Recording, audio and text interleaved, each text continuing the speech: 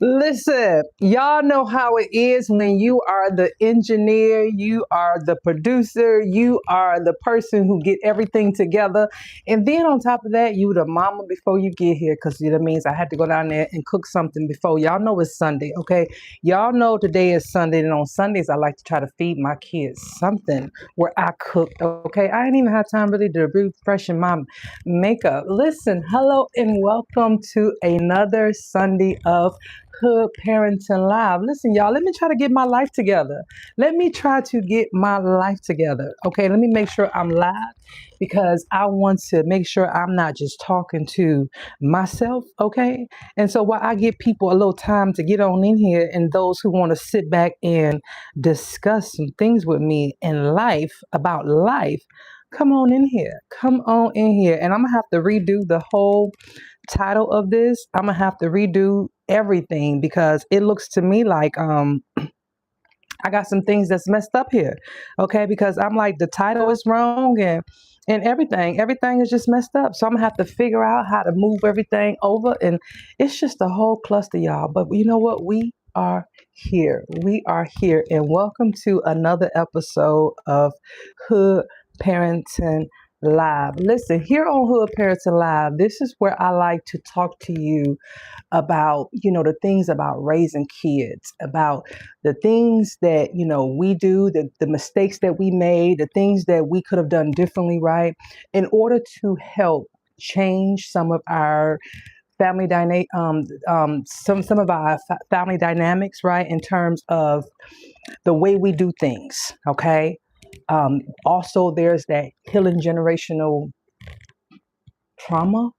And I'm starting to hear a lot of that about healing generational trauma because it seems like there's a lot of that that's going on. And I'm so thankful that people are really starting to recognize that something like that is necessary, because there was a time in our families where there was a lot of things we didn't talk about, especially in Black families. There were a lot of things that we didn't talk about, especially in Black families, because it was almost like, okay, if it's happening, right, then we're not going to talk about it.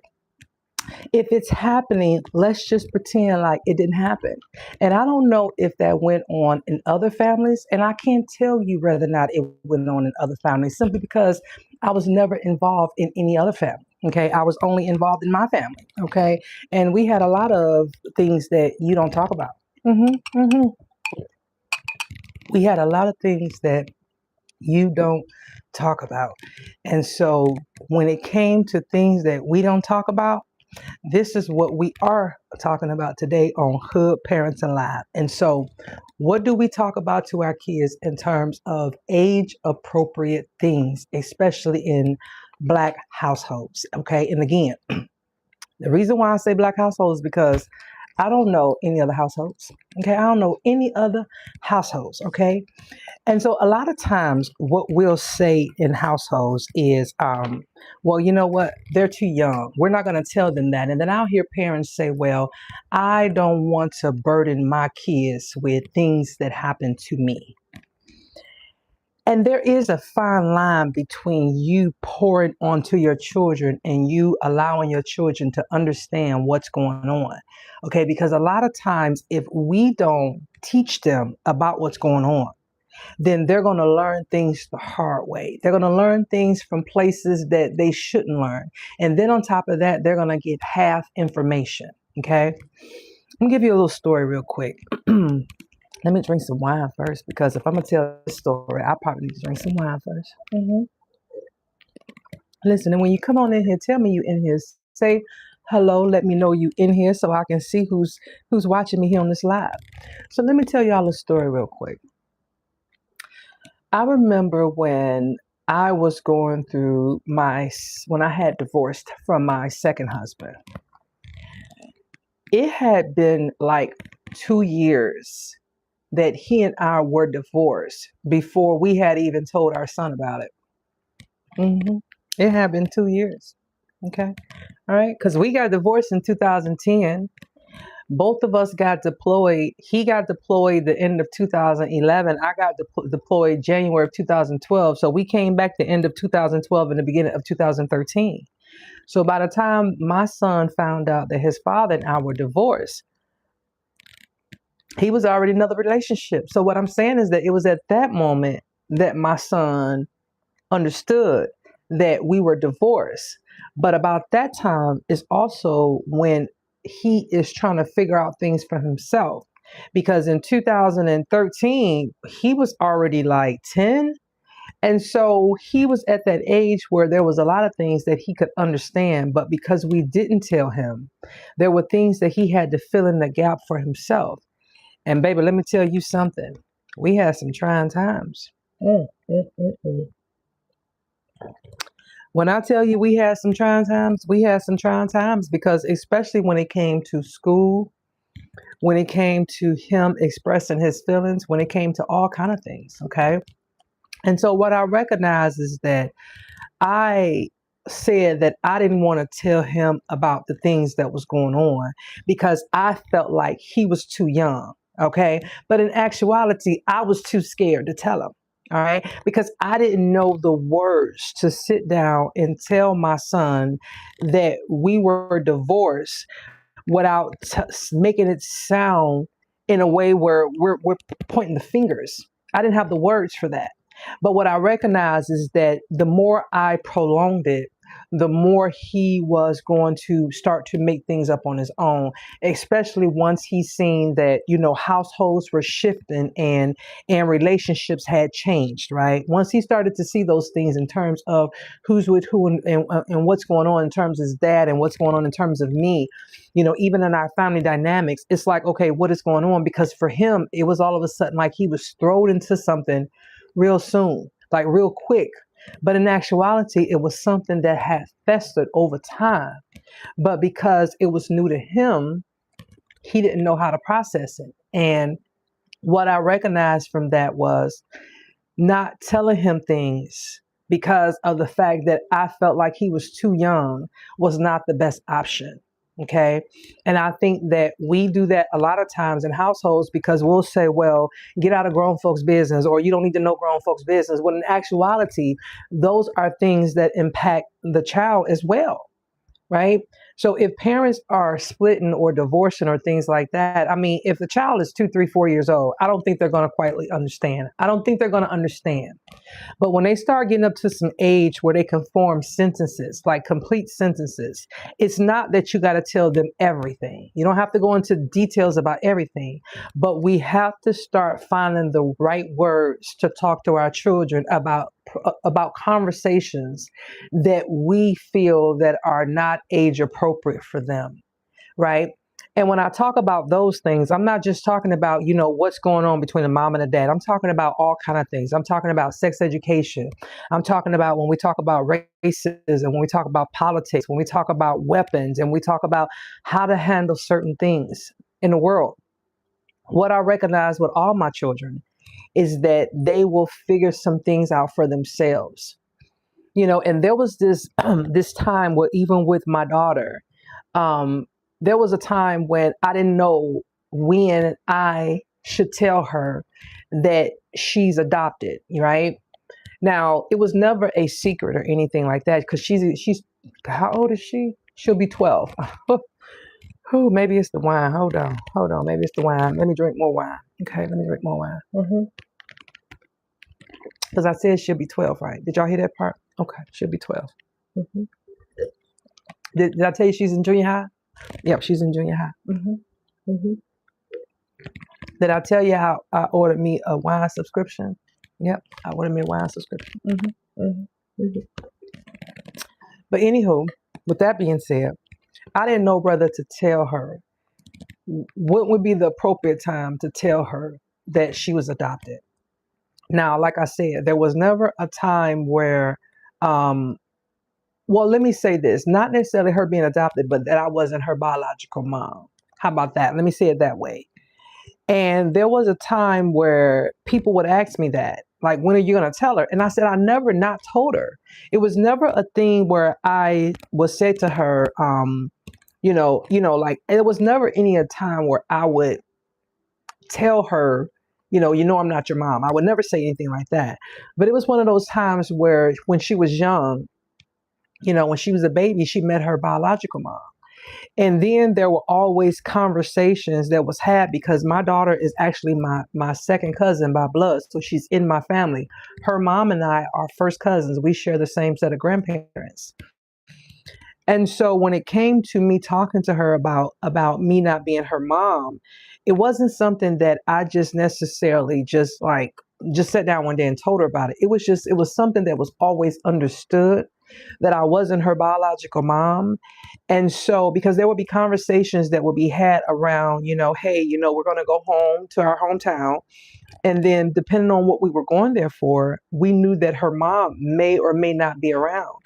And so because I know that she may show up in those environments, I needed to be able to tell my daughter, hey, this, you need to know this, and so that's why I say it was never like I didn't tell her. It was just always understood.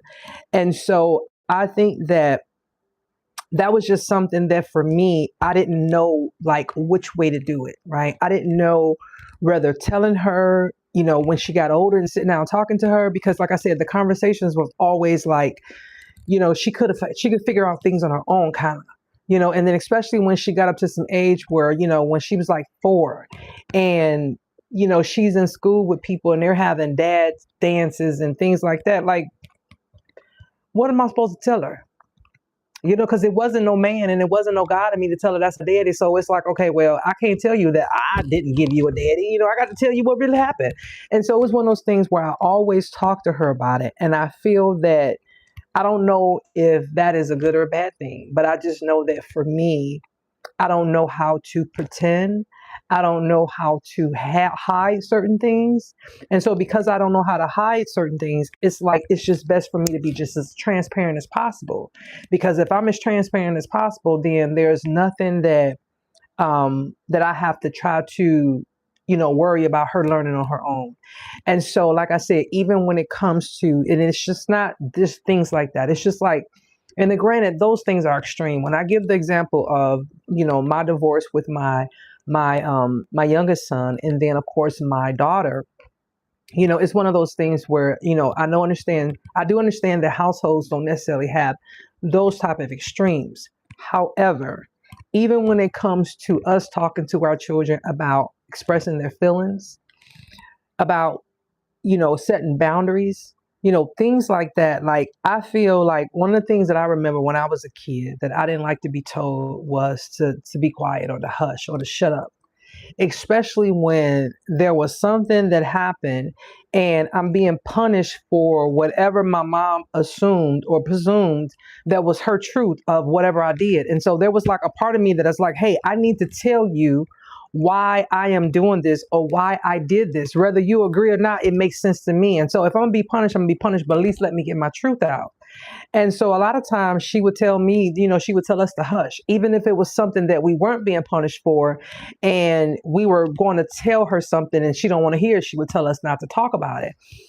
And so I just remember myself thinking to myself as a young adult when I started having children that I wanted my children to be able to talk to me and to be able to be open about certain things, because I knew that with them, I knew that there wasn't a time where things were going to be necessarily age appropriate, right? Especially in today's society, we live in a society of everything is at your fingertips.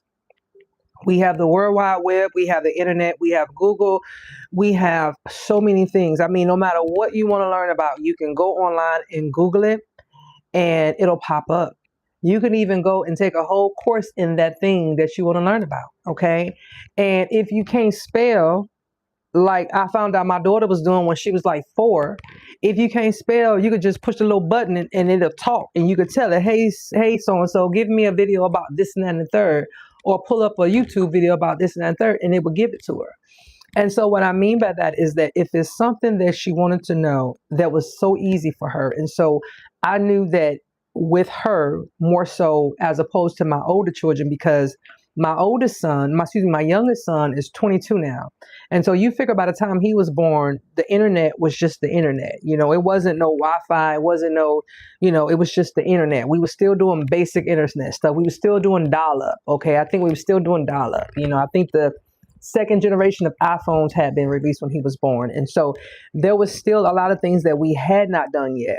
But I noticed that with my daughter, there's things that I need to be able to tell her about now. Because if I don't tell her, honey, the World Wide Web is going to tell her. Okay. And if the World Wide Web don't tell her, then the World Wide Web going to tell her friends, her friend's friend. And then it's going to be about 5 of them that's going to get that information. And they're going to put their 2 cents in it. And by the time it get to her, it's going to be all wrong. Because I'm telling you, she done told me some stuff before. I was like, girl, where you get that from? Lord have mercy. So yes, by the time it gets to them and they didn't heard it from a friend, it's turned around. So even though we as parents, sometimes we don't want to talk about certain things. If we don't talk about it, the world going to talk to our kids about it. And so we have to make sure that we talk to them about certain things. All right. Because here's the thing. When we don't, our silence creates confusion to them. So if there are things that's going on in the world and you're avoiding it, you don't want to talk about it. Like there's, then guess what? That's going to cause confusion. If there's things that's going on in their household that you're avoiding talking to them about, that too is going to cause confusion.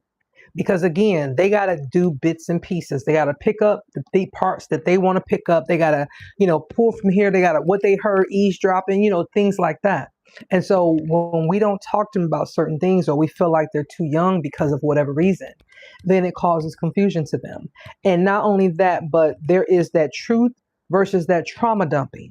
And so when we are talking to them about it, we have to make sure that we tell them, because remember, to any story, there's 3 sides.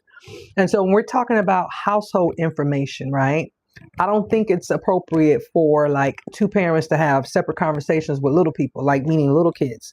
I think it's best when parents come together. That's just my opinion, and have a conversation. Then that way they can be on one accord and the child can see the parents on one accord, whatever they may be talking about. It could be just that, well, hey, the dog ain't here no more. The dog ran away. Okay, it could be like we moving to the Bahamas, or we moving to Timbuktu, or we got to pull you out of your school. Whatever it is that you need to talk to your kids about, when you got to be truthful. When there's 2 parents in a household, I feel like they should both sit down and talk to that child about it. Then that way they're on one accord. Okay. And then also that parent can kind of help that child, that other parent, not to trauma dump, not to make sure you're telling them whether, this didn't happen, and you're telling them, in any situation, making sure that don't trauma dump. And I think it's better when you do have 2 parents, when you're talking about things like that. Now, when you're having a household like mine, where I'm talking to my daughter about things that's going on in the world, or I'm talking about things that's going on in our lives, or things that has happened that she needs to know about, I only can give her my truth. And I can't always tell you that when I talk to her about whatever, that I'm not mixing some things up in there. Okay. Because I'm going to tell you right now, when I adopted her, and she knows this. Okay. She knows this. Everybody knows this. When I first got her, it wasn't like one of those things where I volunteered. Okay. It was one of those things where if I did not keep her, then she would have went to the States, because I was keeping her for a couple of months, and, things was supposed to, turn out, they were supposed to happen a certain way, and they didn't happen. And when I first got her, she was 2 weeks old. So if I did not keep her around the 2nd month of her birth on earth, or her time on earth, she would have went into child care or foster care. And so I can't do that. I can't put this child in foster care. So, because I don't know where her mom at now. And okay, so I would just hold on to her until her mama get back. And so her mama never came back. And so that's how she's here. And so it was just one of those things. And so in the beginning, I was probably trauma dumping on her in terms of, girl, you are here, like, because it was like, I felt like there was things I was dealing with. because I didn't know how to be a single parent. I didn't know how to have a child on my own specifically, right? Because when I had a child, I was married. And on top of that, even when I was no longer married to those men, their fathers were very, ingrained in their lives. And so here this was a new adventure for me. So I didn't know. And so everything that I did, a lot of times when I was teaching her things or that I'm teaching her things, I'm aware that I have a fine line between what am I telling her to be the truth and what am I doing in terms of trauma dumping, right? Trauma dumping, because there are things that I recognize that, like, last week when I think I told you guys about her going to her new school and how she's cool with like the men in the school and the boys and stuff. And I'm just like, hold up, like, that's too much for me. Right, because I'm like, girl, what are women teachers at? What are little girls at? Like, I need you to find some little girls. I need you to find some women teachers. I need you to find, like, can she get all women teachers? Can she get all women teachers? Right, and so for me, that's my own stuff, because I know how that can turn out sometimes, and I'm not saying that it's always bad, but what I'm also saying is that can be confusing sometimes.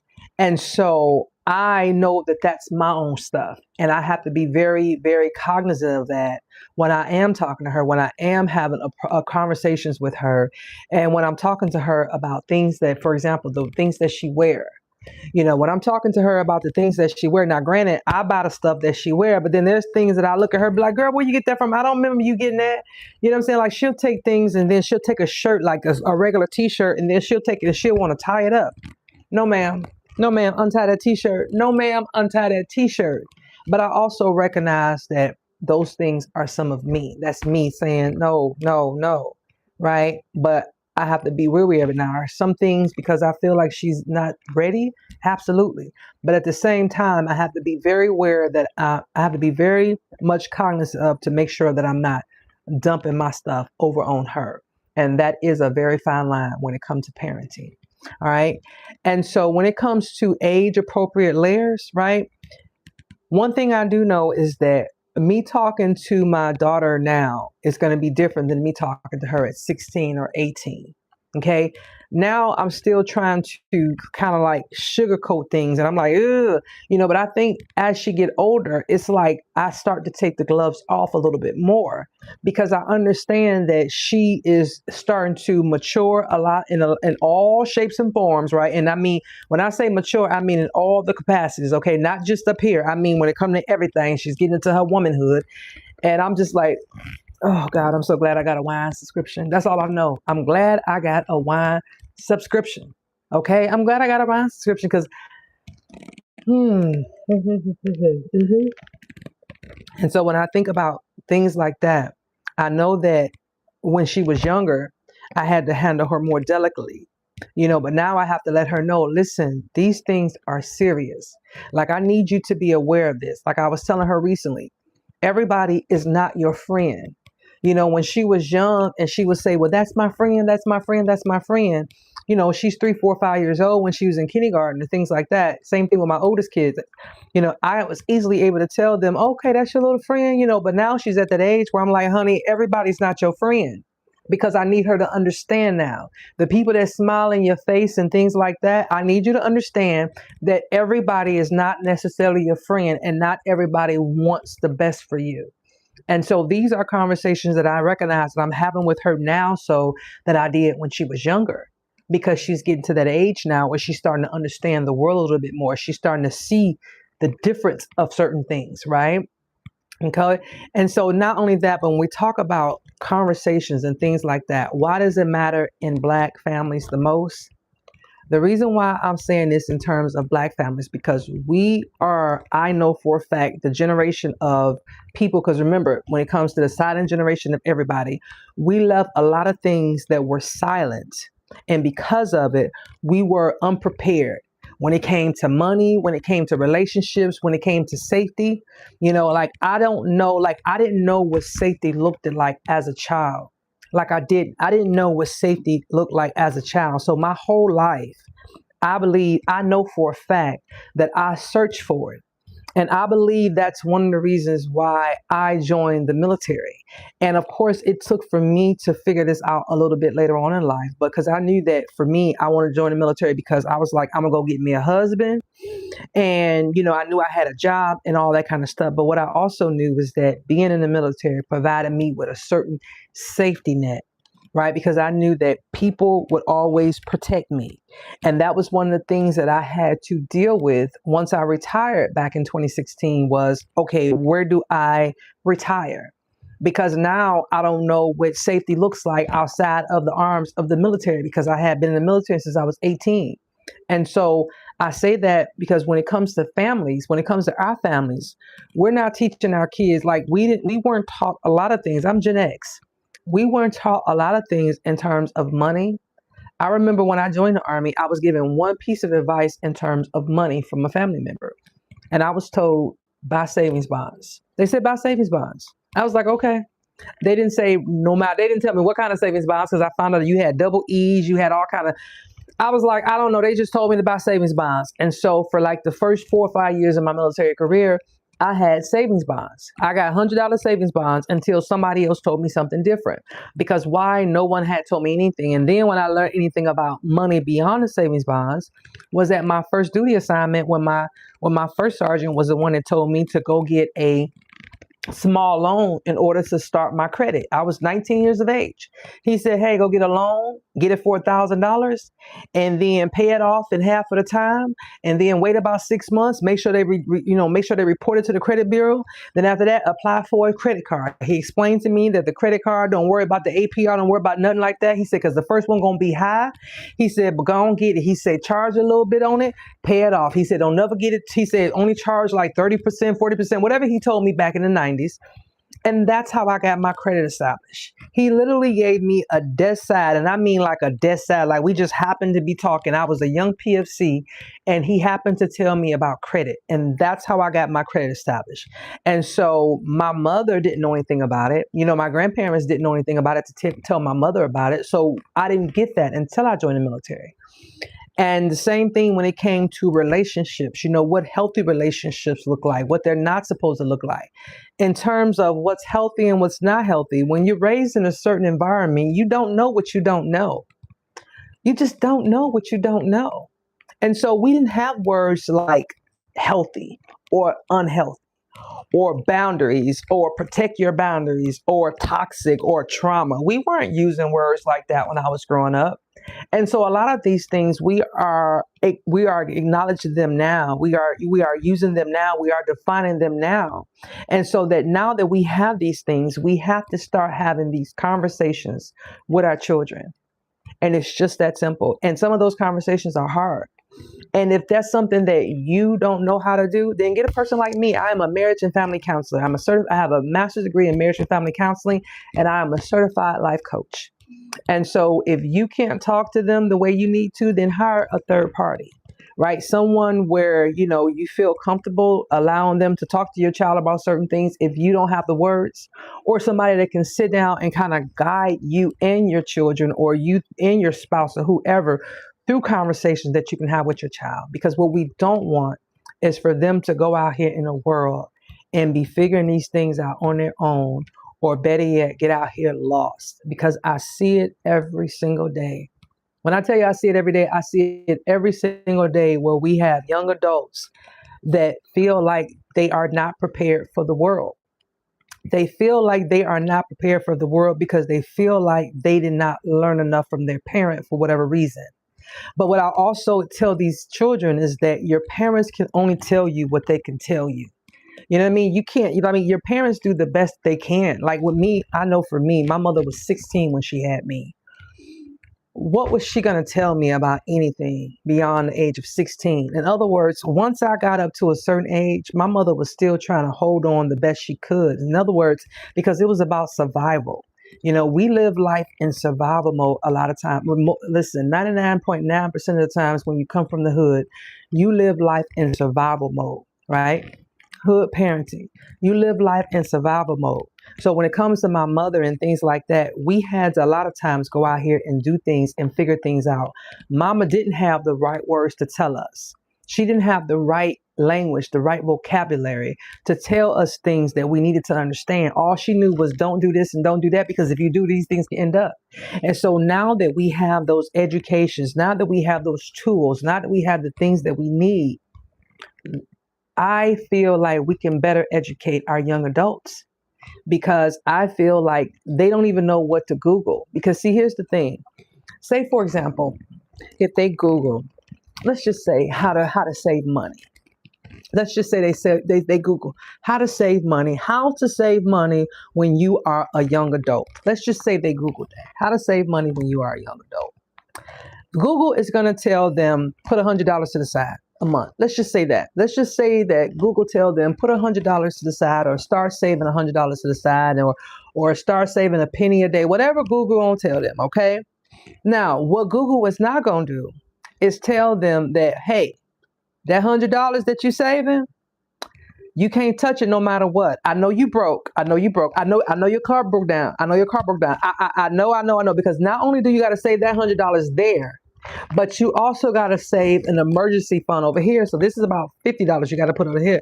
And oh yeah, by the way, if you plan on having some kids or buying a house, you got to also put about $25 over there for them.